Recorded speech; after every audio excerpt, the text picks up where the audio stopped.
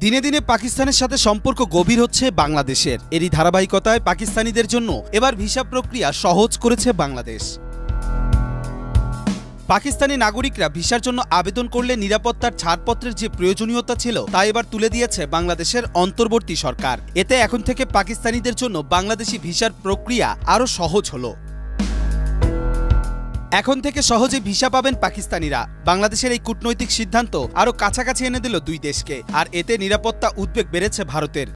Colour expert, George sap এবং mild on hands technology সমৃদ্ধ Orix crystal wash আপনার গত 7 ডিসেম্বর ভারতীয় সংবাদ মাধ্যম এনডিটিভিতে প্রকাশিত এক প্রতিবেদনে এমনটাই দাবি করা হয়েছে। সংবাদ মাধ্যমটি বলছে, বাংলাদেশ পাকিস্তানের নিরাপত্তার বিষয় মাথায় রেখে 2019 সালে এই নিরাপত্তা ভিসা দেওয়ার সময় ছাড়পত্র নেওয়ার বিষয়টি বাধ্যতামূলক করা হয়েছিল। তবে গত 2রা ডিসেম্বর বাংলাদেশের এই শর্তটি তুলে নেয়ার ঘোষণা দেয়। 2019 সালে চালু করা হয়েছিল ছাড়পত্রের এই বিষয়টি। এনডিটিভির দাবি, পাকিস্তানের জন্য বাংলাদেশের ছাড়পত্রের প্রয়োজনীয়তা তুলে দেয়ায় ভারতের নিরাপত্তাজনিত উদ্বেগ বেড়েছে। বিশেষ করে ভারতের উত্তর পূর্বাঞ্চলীয় রাজ্যগুলোতে বাংলাদেশের ক্রমবর্ধমান রাজনৈতিক অস্থিরতা এলাকাগুলোতে চরমপন্থীদের সহায়তা করতে পারে বলে চিন্তিত ভারত।